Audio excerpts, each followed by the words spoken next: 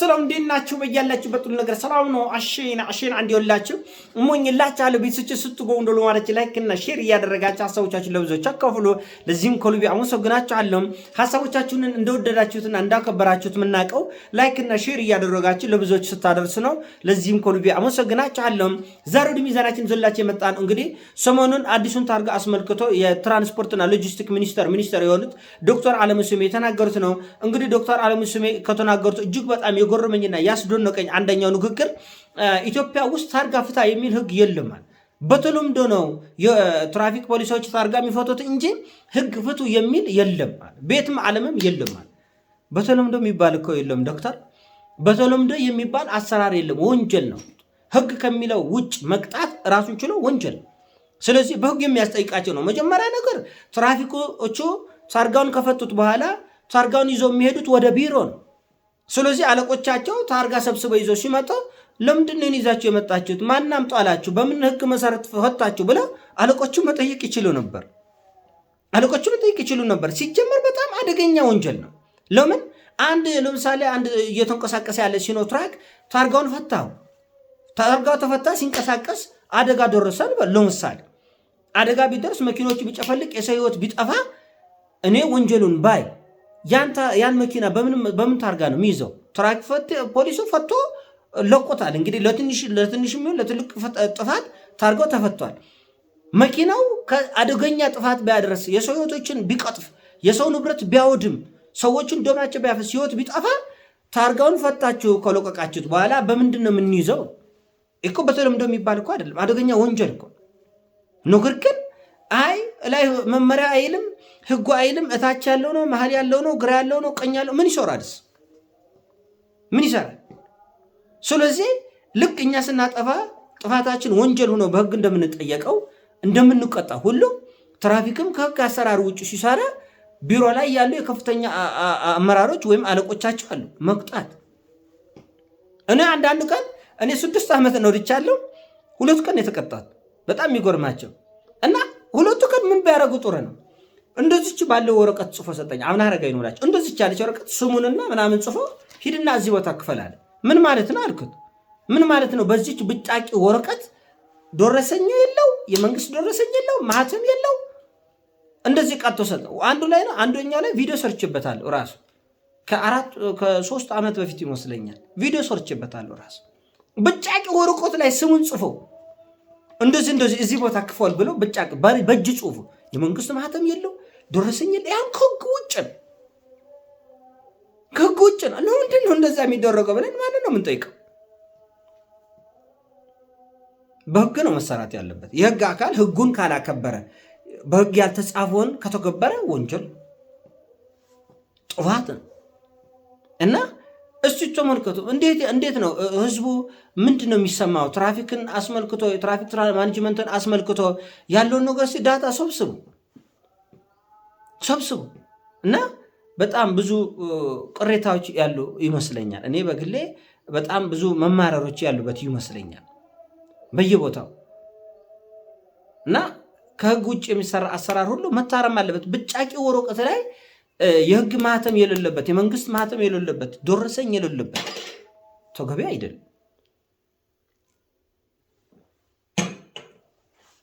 ተገቢ አይደለም፣ መታረም አለበት። እና ለምሳሌ ሰሞኑን የገጠመኝ ነገር ልንገራቸው። አንድ ቢሮ ሄድኩኝ፣ ትራፊክ ማኔጅመንት ሄድኩኝ።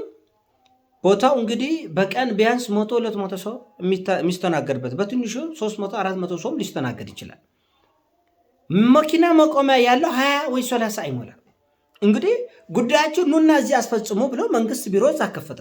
መኪና ማቆሚያ የለውም። እዛ ተጨናንቀ አንድ ቦታ እንደምን ተጠጋግተ ስትመጣ መቶ ትራፊክ ፖሊስ ይቀጣል፣ ታርጋ ይፈታል፣ ደረሰኝ ስጦ ይሄዳል። ቢሮ እዚህ ቦታ አለ ከተባለ መኪና መቆሚያ ከሌለ ወይ ቢሮ መልቀቅ ነው ያለው አማራጭ። ትክክለኛ አካሄዶ ቢሮ ትክክለኛ ወይም ደግሞ በቂ የመኪና ማቆሚያ ከሌለ ጉዳይን ለማስፈጸም ደግሞ መኪናው የሚፈለግ ከሆነ ሰማይ ላይ አይቆምም። አንደኛው ካሳንቺስ ያለው ቢሮ 30 መኪና ያቆመን ቦታው የሚስተናገደው ሰው በጠዋቱ ብቻ ቢያንስ ከ150 ሰው በላይ ይመጣል። ነፍሱ ውጪ ነፍሱ ግቢ። እስቲ ግቡና ሂዱና እስቲ ነገ እዩት፣ ነገ ጠዋት እዩት። ይሄን ሁላችሁ የምታውቁት ጉዳይ ነው። ሁላችሁ መኪና ማቆሚያ ቦታ የለም፣ መኪና ጉዳይ የምታስፈጽምበት ቦታ እዛው ነው። እና ይሄን ሁሉ ማስተካከል ያስፈልጋል፣ ማስተካከል ያስፈልጋል። ጥፋት ደግሞ ሲኖር ሹፌር ወይም ደግሞ ባለ ንብረት ብቻ ሳይሆን ህጉን የሚያስፈጽሙ ሰዎችም በህግ መጠየቅ መቻል አለባቸው። በብጫቂ ወረቀት ና ተቆጣ ማለት ኢየሱስም ለኔ ምኔ ነው። ኢንስፔክተሩ ከላይ ብሎ ጻፈና ሆነ ብጫቂ ወረቀት ላይ ሂዱት በዛ ተቆጣ አለ። ምን ማለት በምን አሰራር ነው በብጫቂ ወረቀት መቀጣው? በእጅ ጽሁፍ በእስክሪብቶ ጽፎ በልሙጥ ወረቀት በእንደዚህ አይነት ወረቀት ሂድ ተቆጣ አለ። እንደዛ ያለ አሰራሮች የሉም። ህዝብ መክበር ያስፈልጋል።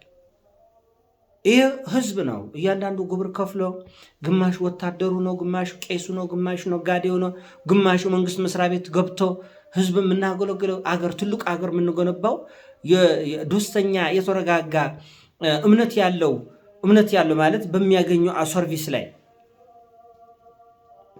ለምሳሌ መንገድ ትራንስፖርትን አስመልክቶ ጉዳይ ገዳይ ይባላል። እናንተ ስለ ጉዳይ ገዳይ ምንድነው የምታውቁት? እስቲ የመንገድ ትራንስፖርት የመንገድ ማኔጅመንት ሰዎች እንዲያነበዙ እስቲ ኮሜንት ላይ ጻፉ። ጉዳይ ገዳይ ማለት ምን ማለት ነው?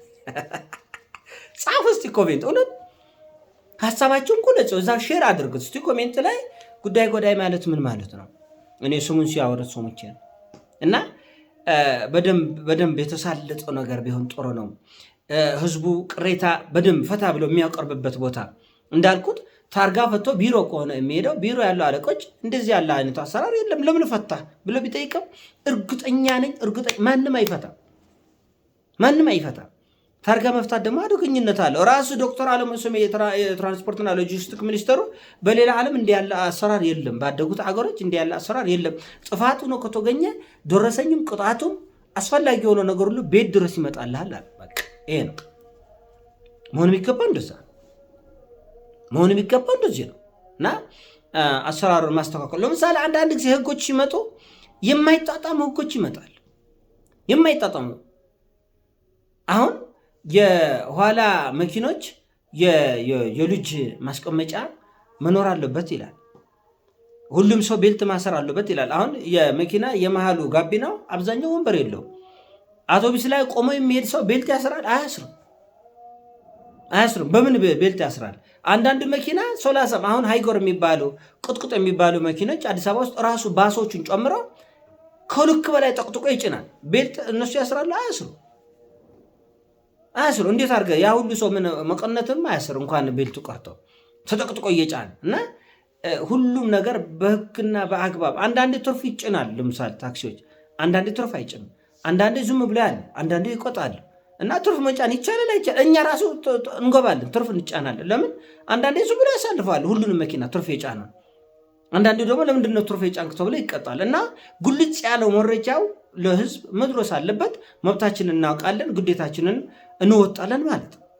እና ታርጋ መፍታት አይቻልም የሚሉ ነገር እንዲሁ በቀላሉ በተለምዶ ነው እንጂ አይቻልም የሚለው አሰራር ትንሽ ትዝብት ውስጥ የሚጥል ለምን በቀላሉ መቆጣጠር፣ መመሪያ ማውጣት፣ በህግ መጠየቅ እየቻላችሁ ማስተካከል እየተቻለ ጦሱ ደግሞ ቀላል የሚባል አይደለም። ታርጋ ዝም ብሎ እንዳልኩት ከመሬት ተነስቶ የሚሰጥ ጉዳይ አይደለም። በምክንያት ነው የሚሰጥ። በምክንያት የሚሰጠው ታርጋ ዝም ብሎ ሲፈታ ተመልከት። አደጋ ቢፈጠር፣ የሰው ህይወት ቢጠፋ፣ ንብረት ቢወድም በምንድነው ያ ተሽከርካሪና አሽከርካሪ የሚያዙት? በምን መረጃ ላይ ምንም? ይሁሉ ለምሳሌ ኬላ አልተፈቀደም ብለው ጠቅላይ ሚኒስትሩ ተናግረው ኬላ በየቦታው ይዘረጋል። ምን ማለት ነው? ጥያቄው ሌላ፣ መመሪያው ሌላ፣ ህጉ ሌላ፣ መሬት ላይ ያለው ነገር ሌላ ሲሆን ያወጫብራል።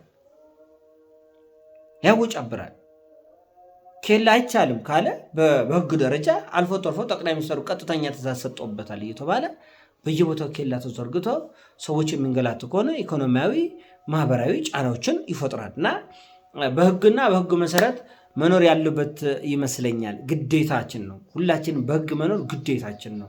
ህግን ማክበር ማስከበር ግዴታችን ነው። ሁላችንም ድርሻችንን ልንወጣ ይገባል የሚል ሐሳብ አለኝ። ይሄን ሐሳቡን አሳሲሞቻችን ላይክ አድርጉ፣ ሼር አድርጉም። ቤተሰቦቼ የምሰጡት ሐሳብ አስተያየት ከልብ ያግዘናል፣ ይደግፈናል። እወዳችኋለሁ። ይሞቻችን ፒስ